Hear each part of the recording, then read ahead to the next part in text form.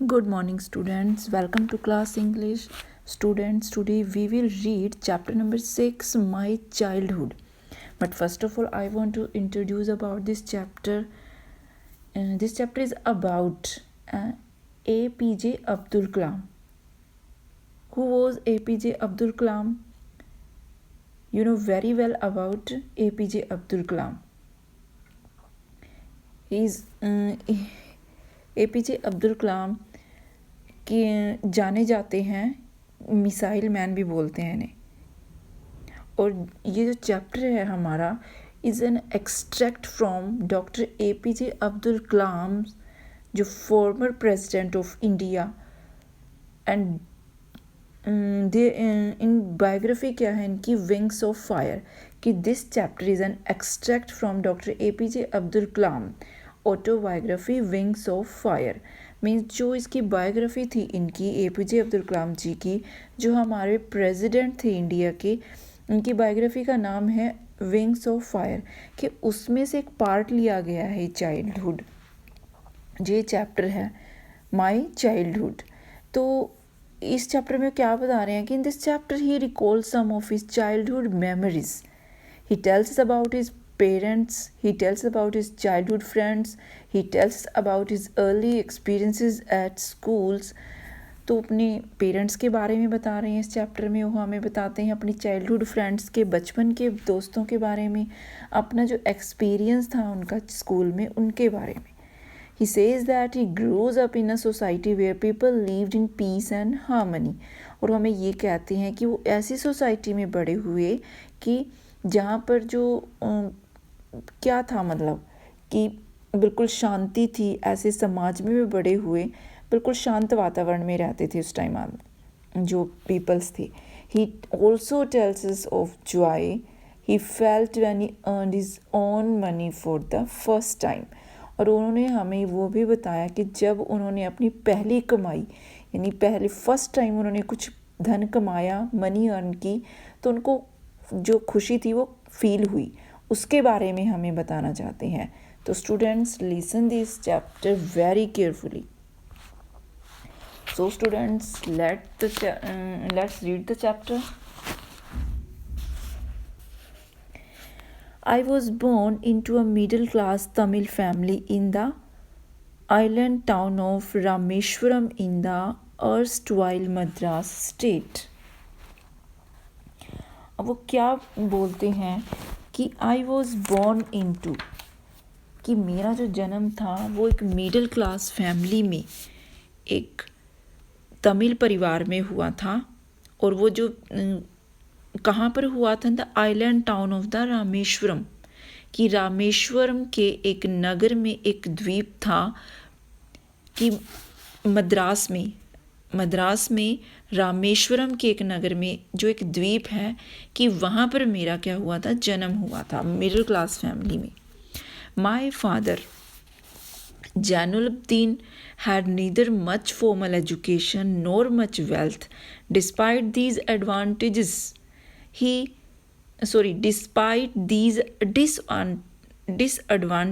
he possessed great innate wisdom and true generosity of spirit। Innate means inborn, natural।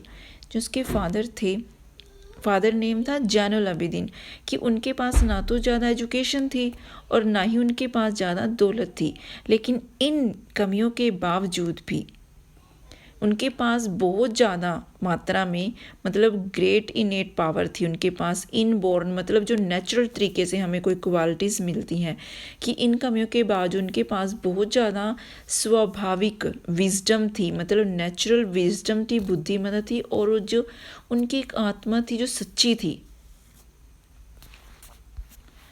He had an ideal helpmate in my mother.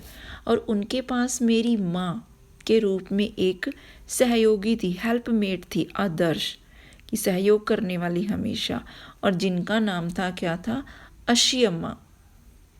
I do not recall the exact number of people she fed every day, कि मुझे उन लोगों की ठीक ठाक से गिनती तो नहीं याद है, कि एग्जैक्ट नंबर याद नहीं है मुझे उन पीपल्स का कि दिन में कितने पर्सन आते थे खाना खाने के लिए, लेकिन वो डेली भोजन खिलाया करती थी पता नहीं कितने पीपल्स को.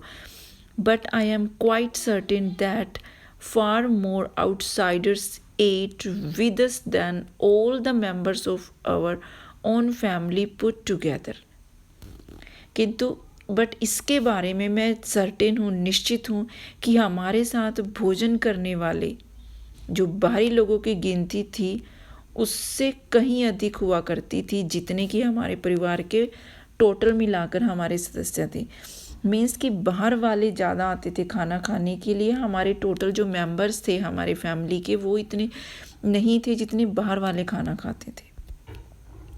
I was one of many children, a short boy with rather undistinguished looks, born to tall and handsome parents. कि मैं अनेक परिवार के अनेक बच्चों में से, मैनी चिल्ड्रन में से एक था, एक छोटा सा लड़का जिसकी जो लुक थी वो बहुत ही साधारण सी थी, ऑर्डिनरी लुक थी, कॉमन लुक थी, जिसका जन्म क्या हुआ था, ऊंचे लंबे लेकिन बड़े ही हैंडसम पेरेंट्स, सुंदर माता पिता के घर में जिसका जन्म हुआ था. वो अपने बारे में बोल रही हैं. कौन? APJ Abdul Kalam. We lived in our ancestral house which was built in the middle of the 19th century. अब क्या बोलते हैं कि जो हम अपने एंसेस्ट्रल हाउस, मतलब जो हमें कोई चीज़ पूर्वजों से मिलती है, हमारे जो पुरखे होते हैं, पूर्वज होते हैं, एंसेस्ट्रल,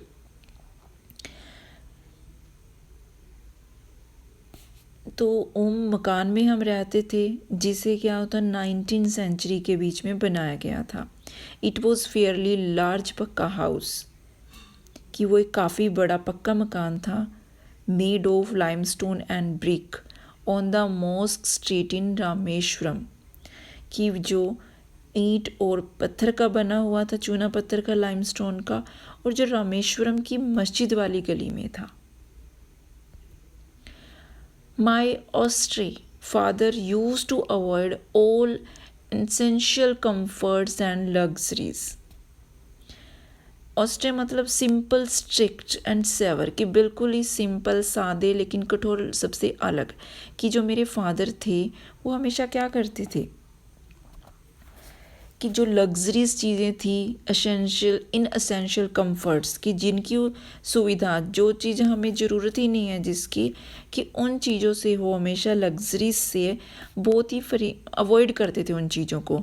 हाउएवर, इसीलिए all necessities were provided for in terms of food, medicine और क्लोथ्स. लेकिन जो भी नेसेसिटीज़ थी, जो भी मतलब अवश्य ज़रूरी चीज़ें जुटाई जाती थी, मीन्स जैसे कि दवाइयाँ, फूड, खाना हो गया, कपड़े हो गए, जुटाई, लेकिन ये सभी चीज़ें हमारे घर में मिलती थी. In fact I would say mine was a very secure childhood, कि मैं तो ऐसा कहूँगा कि मेरा जो बचपन था कि बिल्कुल ही सिक्योर था. किस चीज़ से? बोथ मटेरियली एंड इमोशनली, कि भौतिक रूप से भी और इमोशनली, भावनात्मक रूप से भी बिल्कुल मेरा जो चाइल्डहुड था बिल्कुल सेफ था.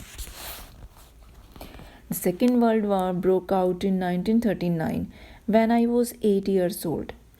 अब जो APJ अब्दुल कलाम हैं वो क्या बोलते हैं कि जब 1939 में सेकेंड वर्ल्ड वॉर हुआ, उस समय वो कितनी एज के थे? 8 साल के थे. For reasons I have never been able to understand, a sudden demand for tamarind seed erupted in the market. कि कुछ कारण, कुछ रीज़न थे कि मुझे समझ में नहीं आई उस टाइम, मैं छोटा था, कि मैंने समझने में मैं उस टाइम एबल नहीं था, कि सडन अचानक से मार्केट में जो इमली, टेरामिन सीड्स मतलब इमली के जो गुठलियाँ होती हैं, बीज होती हैं, उनकी मांग इतनी क्यों बढ़ गई थी. I used to collect the seeds and sell them to a provision shop on mosque streets. और वो क्या करता था, वो हमेशा क्या करते थे कि मैंने क्या करना कि गुठलियों को मैंने इकट्ठा किया, टेरामिन सीड्स को, इमलियों के बीज को इकट्ठा किया करता था, और उन्हें मस्जिद वाली गली में जो एक दुकान थी उस पर बेच कर आया करता था. A day collection would fetch me the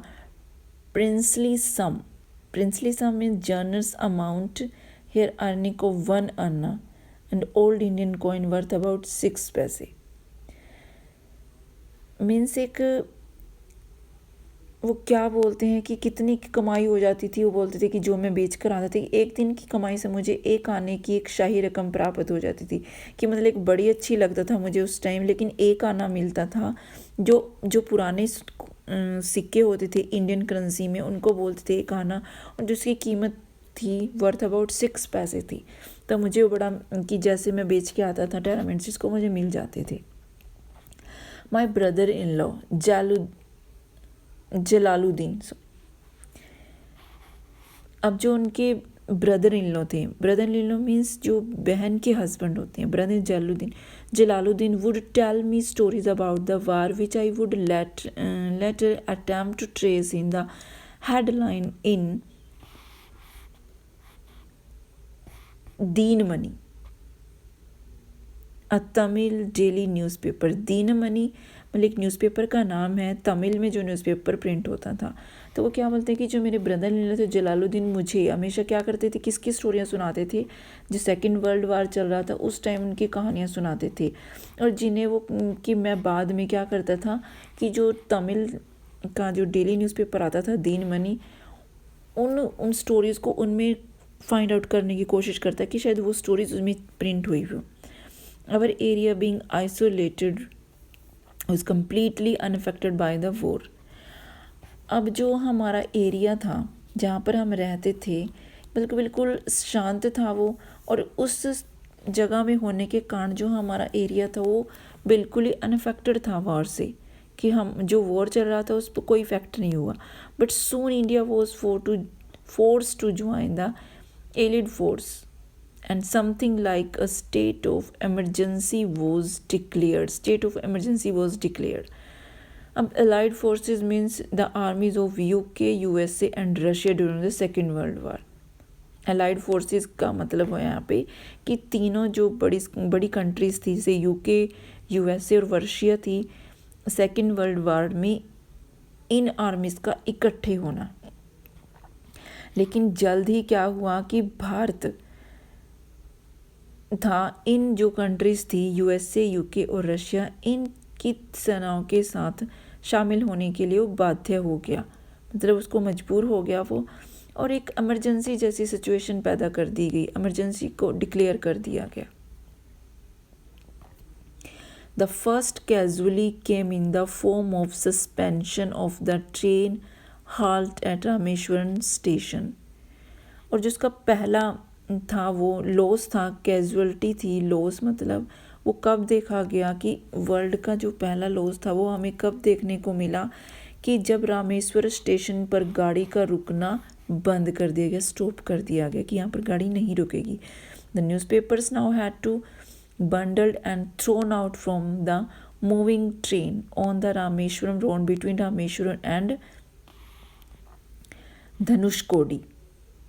अब जो न्यूज़पेपर्स थे, समाचार पत्र थे, उनको बंडलों के रूप में, जो न्यूज़पेपर थे उनको बंडल में बांधना पड़ता था, और चलती गाड़ी में से रामेश्वरम तथा जो धनुषकोडी के बीच में जो स्टेशन था सड़क के ऊपर फेंक दिया जाता था उन न्यूज़पेपर्स को। मतलब वहाँ पर स्टेशन पर तो ट्रेन रुकती नहीं थी, लेकिन दोनों के बीच में जो पॉइंट था रामेश्वर धनुषकोडी के बीच में, तो वहाँ पर उनको क्या करना पड़ता था, न्यूज़पेपर्स के बंडल को फेंक दिया जाता। That forced my cousin Samshuddin, who distributed newspaper in Rameshwaram,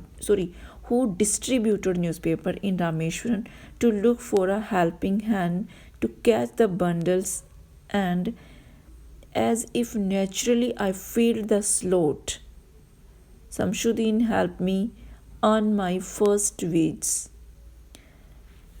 अब उसके बाद क्या होता था कि इससे मेरा चचेरा भाई, कि उनको रुकना पड़ता था रामेश्वर धनुषकोडी के बीच में, तो that forced my cousin Shamsuddin, कि इससे मेरा जो चचेरा भाई था शमशुद्दीन, जो रामेश्वरम में जो डिस्ट्रीब्यूटेड करता था न्यूज़पेपर को रामेश्वरम में, इस बात के लिए वो क्या हो गया, took look for a helping hand to catch the bundles, कि इस बात के लिए वो मजबूर हो गया कि बंडलों को पकड़ने के लिए कि वो किसी की हेल्प ली, कि बंडल फेंकने पड़ते थे तो उसे उन बंडल्स को कैच करने के लिए किसी की हेल्प की ज़रूरत थी।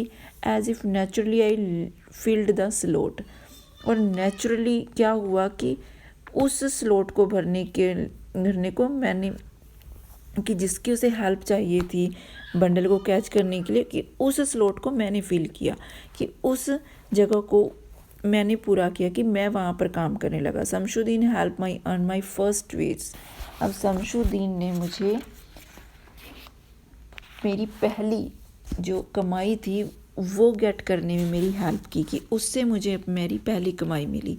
हाफ अ सेंचुरी लेटर, अब 50 साल के बाद I can still feel the surge of pride in earning my own money for the first time.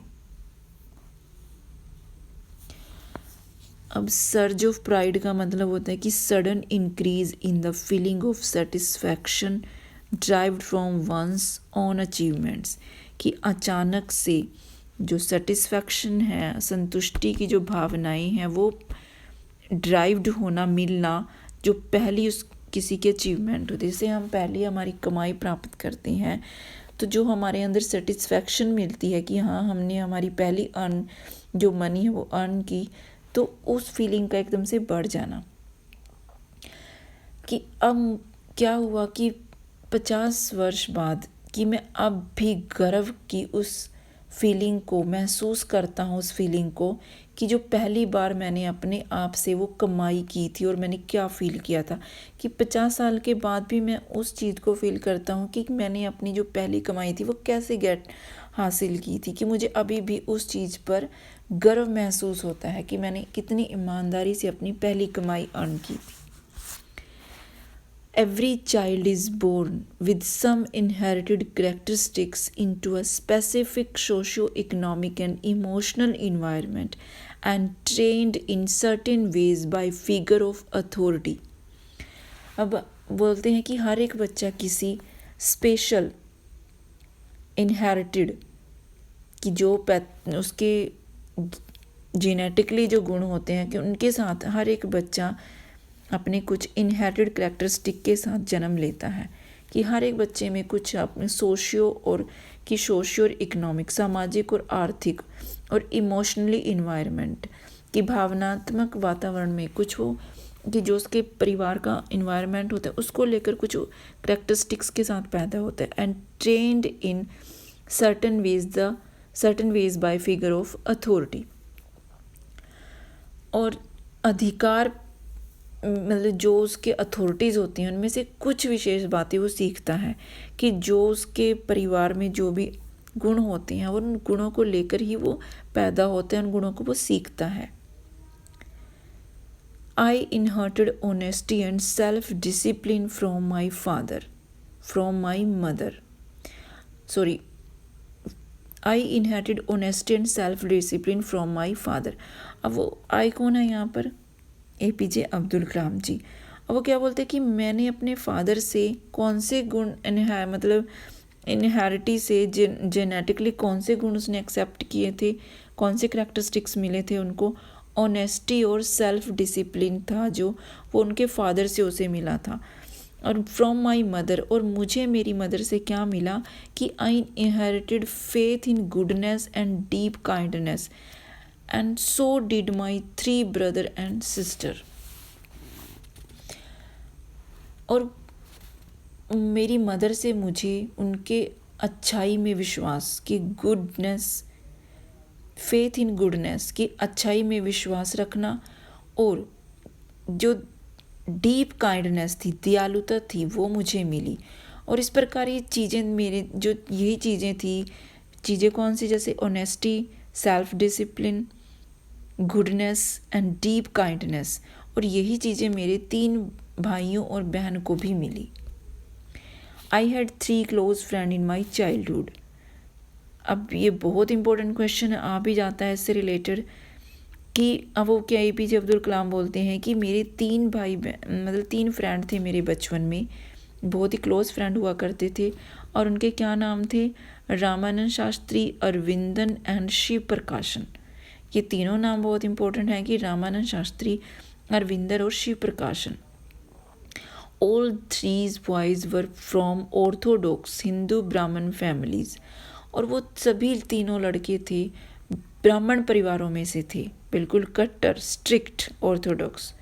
As children, none of us ever felt any difference amongst ourselves because of our religious difference and upbringing।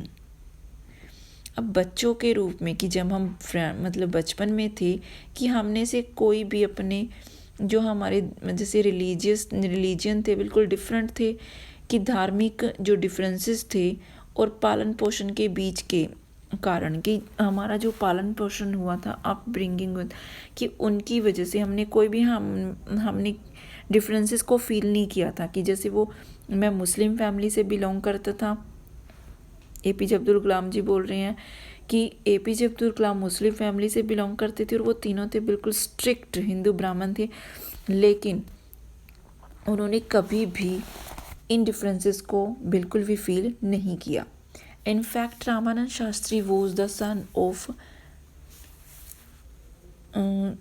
Of Pakshi Lakshman Shastri, the highest priest of the Rameswaram temple.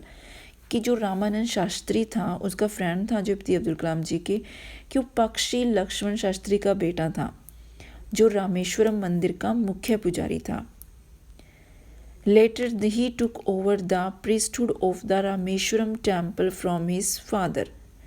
और बाद में उसने अपने पिता से रामेश्वरम मंदिर की जो पुजारी थे वो, कि उनकी प्रोहताई भी मिली थी उन्हीं को, रामानंद अरविंद को। Arvind went into the business of arranging transport for visiting pilgrims.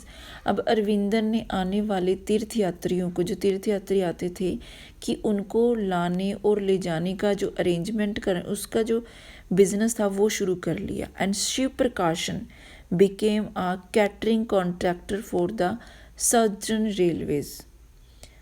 अब जो तीसरे फ्रेंड थे से शिव प्रकाशन, उसने क्या काम शुरू किया था कि सदर्न रेलवेज की दक्षिण रेलवे के लिए कि जो भोजन सामग्री थी, कैटरिंग का जो सिस्टम था, कि उसका वो ठेकेदार बन गया था। मतलब तीनों के जो प्रोफेशन थे अलग अलग हो चुके थे।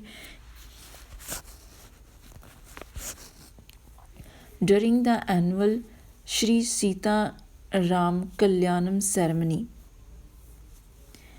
अब श्री सीता राम कल्याणम के जो एनुअल सेरेमनी के दौरान अब वो क्या बोलते हैं कि our family used to arrange boats with a special platform for carrying idols of the lord from the temple to the marriage site situated in the middle of the pond called Rama Tirtha which was near our house.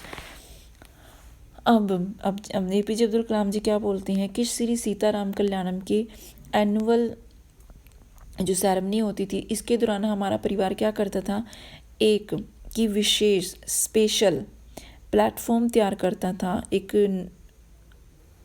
Boat तैयार की जाती थी कि जिसके ऊपर क्या करते थे, भगवान की मूर्तियाँ मंदिर से उस मैरिज साइट की तरफ लेकर जाई जाती थी, कि जो हमारे घर के बिल्कुल राम तीर्थ नाम के एक तालाब के बीच में स्थित था।